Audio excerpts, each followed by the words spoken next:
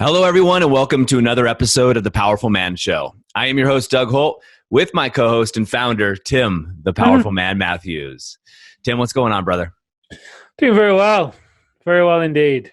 Good. You have a big weekend coming up, I know. But let's jump right into it, Tim, and talk about it. So we were talking offline a little bit about this, about how oftentimes for guys, they've basically given up their role at home.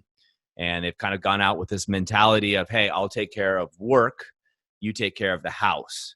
And as a byproduct of that, what's happened for a lot of men going through this situation, I certainly see it a lot, and I know you do, is guys, they give up the power at the home. And when they come home, they become subjected to really being the beta in the family as soon as they walk through the door, right? It's now the woman's domicile. It's her kingdom, so to speak, her house, her realm, and the guy just becomes a subject under her, which obviously, if you look at polarity, that ruins all aspects of intimacy because now the woman is the alpha, the man becomes the beta. Yeah, and that's been the theme of the last several calls I've had with the men that have joined the program. We've spoken about this before. I get it, right? I sometimes fall into that trap very easily. It's that whole thing of, hey, I'm working. I'm going to put the hours in here. Amelia doesn't work. She does a thing, goes to the gym, walks the dogs, has personal training, goes climbing, and takes care of the house, so to speak. But what happens for us whenever I then fall into, because it's very easy to fall into that pattern, is it's almost a sense of entitlement that can then come over me as a guy, not necessarily because I'm making the money, but because it's a sense of entitlement. You go downstairs and there's mess. There might be plates in the kitchen, or the rubbish bin might need emptying or whatever, and you can easily think, God, you know what? I'm up there working, and I come down and I just want to have a clean kitchen. What's all the mess about? You can't, obviously I don't say that out loud, but that's the thought process. It used to be anyway. The thought process, it was very easy to fall into that mode because for the most part, for the previous decades, 50 years or so, that's been what society has told us, right?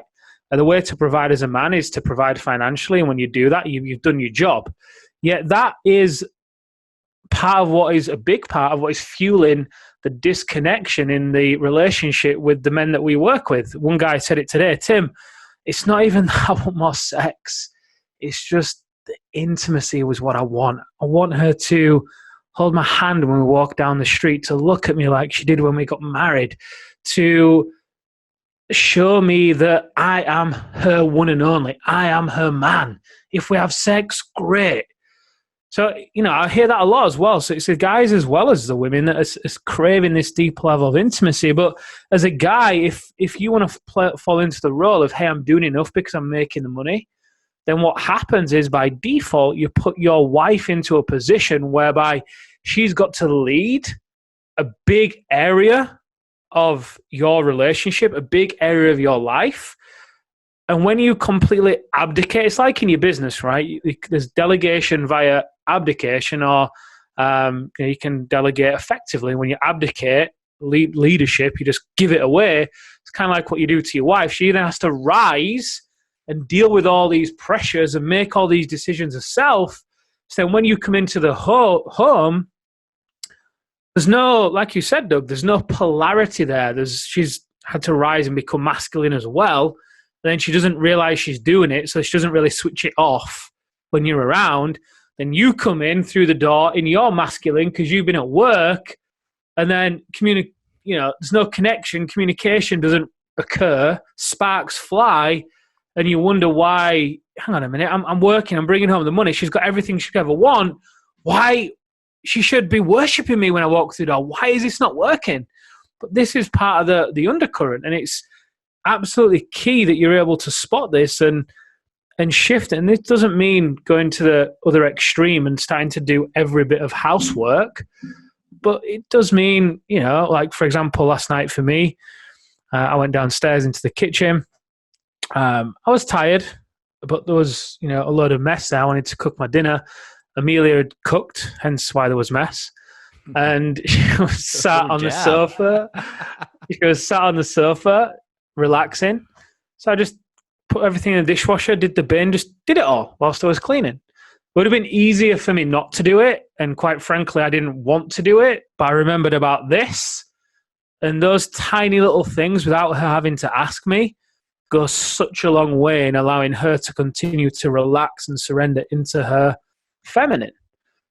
100%.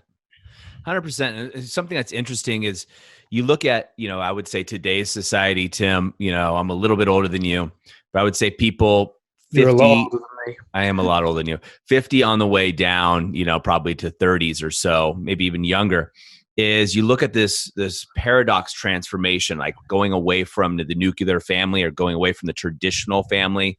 Wife stays at home, takes care of the kids, husband goes to work. Now, you and I have that kind of relationship with our families because we've been able to do it. But a lot of people don't, right? A lot of people are dual income, et cetera, or choose to do it a different way. Now, what has been taught to a lot of people, and I'll use the area of finance, right? Because that's one that comes up a lot with marriages, right? Money becomes an issue. Is the guy takes care of the business finances and the woman takes care of the home finances. And it's talked about a lot. And what I've seen time and time again with couples and relationships is this tends to have a different power dynamic now, right? The guy's got everything at work. He starts hiding money out in work. And then you and I know people, a lot of them that get their bonuses in cash and get other things, and they start squirreling money away because they don't feel they have control at home, or they're being controlled at home with what they can do and what they can spend. Thus, they're reducing the power dynamic here, right? They're flipping it on its end. They're becoming the beta to their wife's alpha.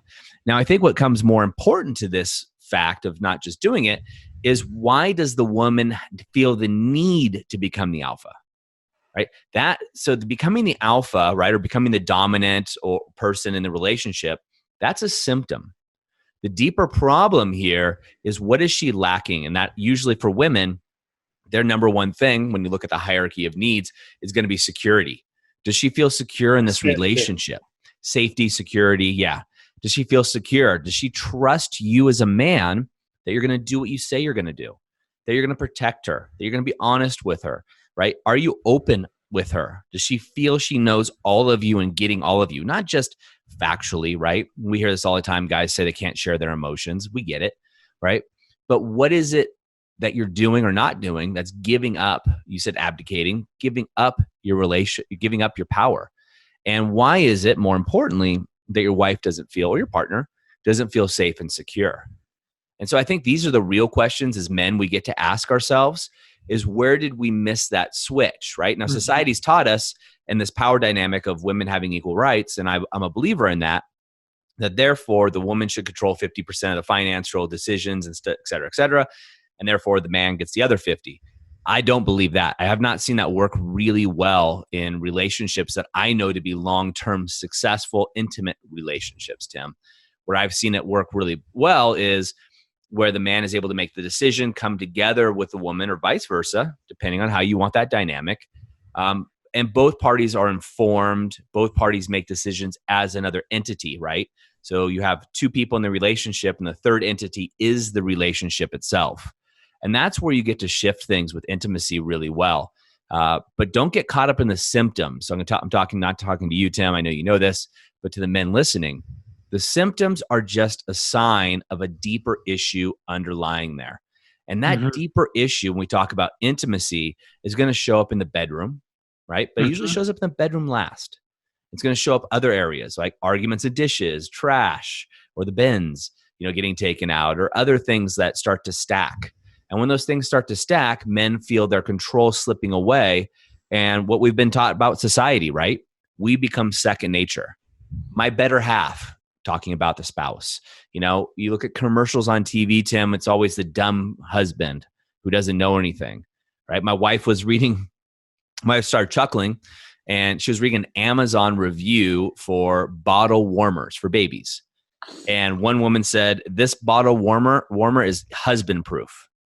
And there was all these likes by the women, and my wife chuckled about this thing. But the point being is you couldn't say that about her. I couldn't go on to Amazon, write a review and say, this one's woman proof. It's great. You would get crucified for saying something like that. So it's a society. It's not the guy's fault. It's society that's flipped the script a little bit, but it's up to the man to take back his power, right? Lead the woman, right? In all areas, the bedroom, finances, decisions, etc., and then step in and take control. Mm-hmm. Yeah, and you raise a great point. I mean, it's not, in my opinion, it's, taking that power back, let's say redefining that power. Because I don't think, just to be clear, we're not saying you take something from her. You get to redefine it. And part of that redefinition as a man is to realize that the way to provide for your woman, first and foremost, is emotionally. You've got to be there. You've got to be present. We've had it with tons of guys at the Alpha Reset that said, Tim, my wife and my kids were telling me that I wasn't present, but I was there. I'm saying I'm present. And by day 3, he realizes it was never present. Yep. Because although he was there, logically, and said he was there, he wasn't there emotionally. He didn't know how to give himself to his wife or his kids and provide a space in which they could then relax and feel safe and flourish. It's kind of like a pinball machine, right? If you think about the frame of a pinball machine, that's kind of like our role as a man. The woman's the pinball. And the space that we've got to create in the relationship is we get to be the frame that the pinball can bounce around in. And if that frame isn't there, and you hit the toggle, the pinball just goes, zoom, flies off somewhere and gets lost and then has to fend for itself, right? So in redefining your power in the relationship, you get to be present, find a way to be present with yourself and open up emotionally to yourself, so you can also then provide that space for the woman so that she can then feel safe and relax. And in that space, she's going to feel more comfortable in trusting you to make decisions and lead the family and not feel like she's got to hold on to the finances. And look, I was there a few years ago. I can remember I let Amelia take control of the finances. Again, back then she didn't work. I was the only breadwinner, if you will. And the story I told myself was that it was too much work for me to look after the finances as well as working. So I let her take over it.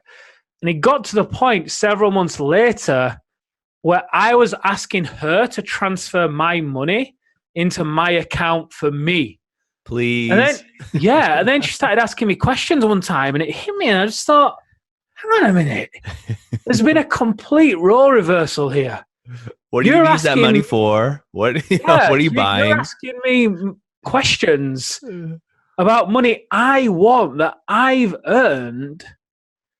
No. And I said, look, I'm done with this. I'm going to take control back of the finances. I knew what was going on. I shared it with her. She didn't buy it. She resisted it. And I said, look, Amelia, I get it. You don't trust me with the money. But the reality is I'm doing it. Whether you like it or not, I'm doing it. I don't mean to be a jerk, but this is what's happening. And you're going to learn to trust me. And this is how you're going to learn to trust me. And if it turns out that I just can't manage money, then cool, you're right. You can have it back. But until that point comes, I'm going to take control of it. So, and she still resisted and we had a disagreement, but I wouldn't back down because I knew there was a deeper undercurrent to this.